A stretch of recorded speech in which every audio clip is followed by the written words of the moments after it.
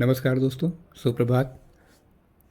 हाल ही में 22 अप्रैल 2025 को पहलगाम में हुए आतंकवादी हमले के बाद आपने देखा होगा कि कल ये सूचना आई है कि भारत पाकिस्तान प्रायोजित आतंकवाद को वैश्विक स्तर पर उजागर करने के लिए एक कूटनीतिक पहल शुरू करने जा रहा है।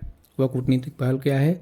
सरकार ने BJP, Congress, TMC, DMK, NCP, JDU, BJD, CPIM सहित सभी राजनीतिक दलों के लगभग 30 से अधिक राजनेताओं को पाकिस्तान के आतंकवाद में संलिप्तता को एक्सपोज करने के लिए 22-23 मई 2025 से 10 दिन के अमेरिका, यूके, जापान, दक्षिण अफ्रीका, कतर, यूएई और अन्य देशों के दौरे पर भेजने जा रहा है। इसकी अध्यक्षता शशि थरूर करेंगे। शशि थरूर बहुत प्रसिद्ध नेता हैं, वाकपटु नेता हैं। उनकी वाकपटुता विश्व भर में ख्याति प्राप्त है, इसमें संदेह नहीं है।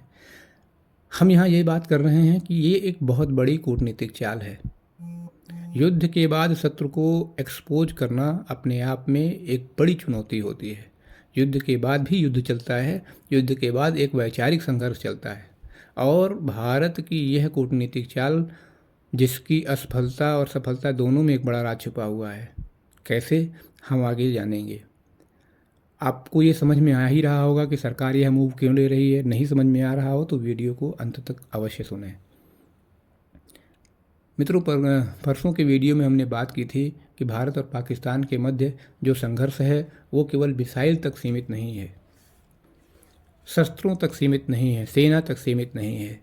यह एक नैरेटिव की लड़ाई है, और नैरेटिव की लड़ाई में जो भी पक्ष सशक्त तरीके से वैश्विक समुदाय को अपना नैरेटिव अच्छे से बता पाता है, अच्छे से रख पाता है, अच्छे से इस वैश्विक समुदाय को कन्विंस कर पाता है, वही इस नैरेटिव की लड़ाई में विजयी होता है। और मुझे ये कहने में संदेह नहीं है कि दुर्भाग्यवश कह लीजिए या जो भी कारण रहा हो, भारत नैरेटिव की लड़ाई में हमेशा से पीछे रहा है, स्वतंत्रता के बाद से। वो एक अलग बात है कि भारत पीछे रहा है कि जानबूझकर पीछे कर दिया गया। इस पे अलग चर्चा हो सकती है, हम फिर इस पे बात कर सकते हैं। लेकिन नैरेटिव में पीछे रहने का ही बड़ा कारण था कि हमने पाकिस्तान प्रायोजित आतंकवाद के ठोस प्रमाण दिए। उसके बाद भी पाकिस्तान को लगातार विश्व समुदाय से समर्थन मिलता रहा, आईएमएफ से पैसे मिलते रहे। अभी पिछले सप्ताह में पाकिस्तान को आईएमएफ से पैसा मिला ही, आप सभी जानते ही हैं। लेकिन ये सारी बातें एक स्थान पे हैं।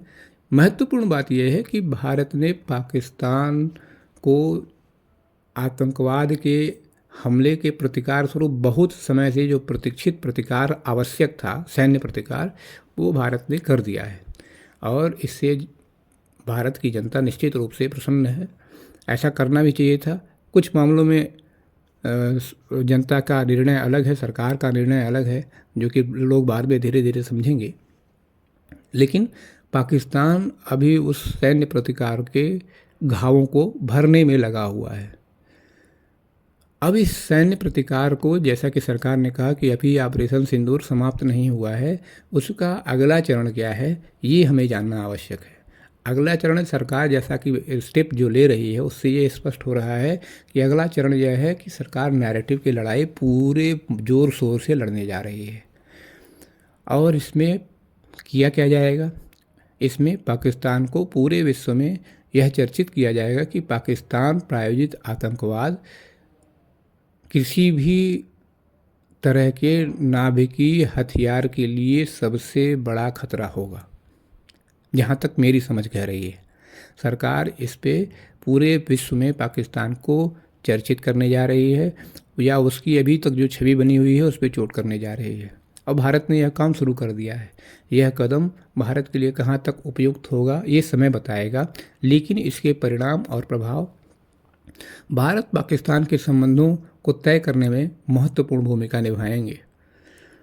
यदि भारत सफल रहा तो पाकिस्तान के लिए ये बहुत बड़ा गहरा आघात होगा, जैसा कि अभी ये सैन्य अभियान हुआ था, और पाकिस्तान दशकों तक इस घाव को नहीं भुला पाएगा। और यदि भारत असफल रहा तो इसके विपरीत परिणाम भी होंगे। अब यदि बात करें कि सरकार ने जिन राजनेताओं को इस कूटनीतिक चाल के लिए चुना है वे सही हैं या नहीं, इस पर अभी कुछ भी कहना मित्रों जल्दबाजी होगी। लेकिन मैं इतना अवश्य कह सकता हूँ कि ये जो सर्वदलीय राजनेताओं को सरकार ने चुना है सभी दलों में से, वो एक बिल्कुल अलग परिदृश्य दिखा रहा है। वो भारत में लोकतंत्र की सुंदरता को दिखा रहा है, या यूँ कह लीजिए कि यही लोकतंत्र की परिभाषा है जहां आप पक्ष और विपक्ष दोनों को साथ लेकर चलते हैं। शशि थरूर जैसे विपक्ष के नेताओं को इस कूटनीतिक चाल में शामिल करना एक सफल लोकतंत्र है, इसमें संदेह नहीं है। और सबको शामिल करना यह दिखाता है कि आतंकवाद का विरोध भारत का राष्ट्रीय मुद्दा है, न कि केवल भाजपा का, जो कि विश्व स्तर पे भारत की स्थिति को मजबूत करता है। पाकिस्तान सहित अनेक पाकिस्तान परस्त, पाकिस्तान समर्थक लोग बार बार ये कहते हैं कि पाकिस्तान आतंकवाद प्रायोजित करता है, ये भाजपा का एजेंडा रहा है। ऐसे लोगों को ये एक कह सकते हैं करारा जवाब होगा, ये जो डेलीगेशन जाएगा। तो ये नेता भारत का पक्ष विश्व समुदाय में रखेंगे, उसका प्रभाव कहाँ तक सही होगा, कहाँ तक गलत होगा, देखिए ये तो आने वाले 1-1.5 महीने में स्पष्ट हो जाएगा। लेकिन मैं इतना अवश्य कहना चाहता हूँ कि इस मूव से भी एक कह सकते हैं, या कोई ना कोई बड़ा राज खुलकर सामने आएगा, ऐसा मुझे लग रहा है। और भारत के शत्रुबोध में स्पष्टता तो आएगी ही आएगी। शशि थरूर जैसे सभी अन्य नेता जो कूटनीतिक कौशल से संपन्न हैं, वो अपनी बात को प्रभावी ढंग से पूरे विश्व में रखेंगे, इसमें मुझे संदेह नहीं है। और इस कदम का अंतर्राष्ट्रीय संबंधों में, शक्ति संतुलन में और भारत पाकिस्तान के वैश्विक छवि पर गहरा प्रभाव पड़ेगा।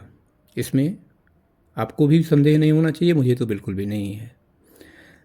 इस कूटनीतिक चाल को अब हम यदि एक कह सकते हैं कि यथार्थवादी दृष्टिकोण से देखें, तो यथार्थवादी दृष्टिकोण जो है ना, वो इस समय अंतर्राष्ट्रीय संबंधों के अध्ययन का सबसे प्रचलित दृष्टिकोण है।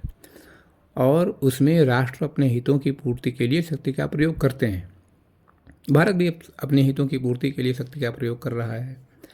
अब आप कहेंगे कि भारत शक्ति का प्रयोग तो कर चुका, अभी कहाँ कर रहा है। तो मित्रों, सैन्य शक्ति को हार्ड पावर के रूप में जाना जाता है, और उसके अलग एक सॉफ्ट पावर भी होती है। भारत इस समय सॉफ्ट पावर का उपयोग कर रहा है, जो कि युद्ध के बाद सभी राष्ट्र करते हैं। सॉफ्ट पावर में क्या होता है, ये राष्ट्र जो होता है वो अपनी सांस्कृतिक, बौद्धिक और राजनीतिक प्रभाव के माध्यम से अपने हितों को साधने का प्रयास करते हैं। भारत की यह कूटनीतिक चाल उन्हीं इसी सॉफ्ट पावर के माध्यम से अपने हितों की पूर्ति, उसमें पाकिस्तान को एक्सपोज करना है, उसकी पूर्ति के लिए प्रयास कर रही है। शशि थरूर जैसे विपक्षी नेता जो अपनी वाकपटुता और अंतर्राष्ट्रीय अनुभवों के लिए जाने जाते हैं, इस नरम शक्ति का प्रभावी प्रतिनिधित्व कर सकते हैं, क्योंकि शशि थरूर ने ऑक्सफोर्ड यूनियन जैसे मंचों पर भारत की बात रखकर सबका विश्व का ध्यान आकर्षित किया है। इस कूटनीतिक चाल में एक और बात समझ में आ रही है, अगर आपने देखा हो, कि भारत आज एक सार्वजनिक कूटनीति का प्रयोग करने जा रहा है, जिसमें देश अपनी नीतियों और दृष्टिकोण को सीधे वैश्विक जनमानस तक पहुंचाने का प्रयास करता है।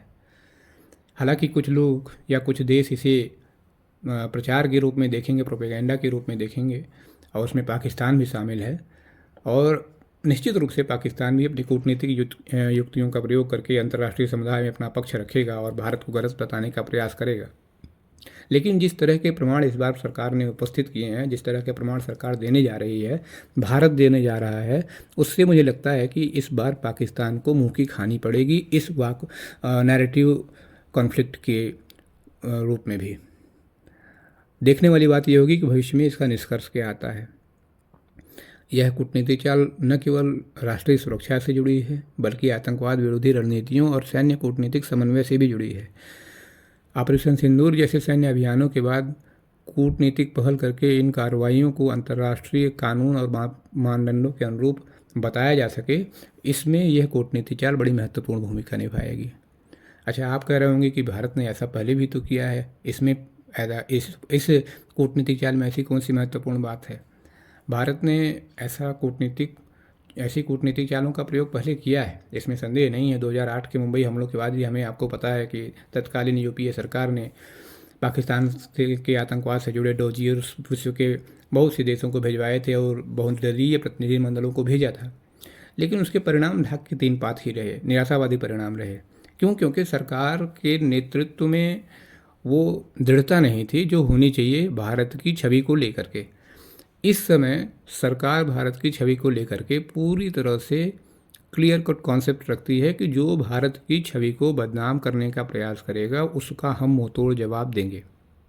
तो ये जो स्पष्टता है, विजन है सरकार का, उससे मुझे लगता है कि आने वाले समय में इस नैरेटिव वार में हम विजयी होंगे, भारत विजयी होगा। हालांकि यह चाल कितनी सफल होगी ये आने वाले कुछ महीनों में स्पष्ट हो जाएगा, तब तक के लिए हमें आपको प्रतीक्षा करनी होगी। आप देखते रहिए, चैनल को लाइक कीजिए, सब्सक्राइब कीजिए, वीडियो को लाइक कीजिए, शेयर करिए आपको अच्छा लगे तो। एक और महत्वपूर्ण बात, जब देश विश्व स्तर पर नैरेटिव वार लड़ रहा है तो एक नागरिक के रूप में हमारा आपका कर्तव्य क्या है? हमारा आपका कर्तव्य यह है कि हम भी जो पाकिस्तान परस्त, पाकिस्तान के समर्थक लोग हैं, उनको हम भी नैरेटिव वॉर में पराजित करना शुरू करें। नैरेटिव वॉर में आप अच्छे नैरेटिव्स जो भारत के हितों को साधने वाले हों उन्हें समझें, देखें, और जो पाकिस्तान का समर्थन करने वाले लोग हैं उन्हें नैरेटिव में उनका जवाब दे करके उन्हें पराजित करने का प्रयास करें। ये एक नागरिक के रूप में हम और आप कर सकते हैं, और आशा है कि आपको वीडियो पसंद आया होगा।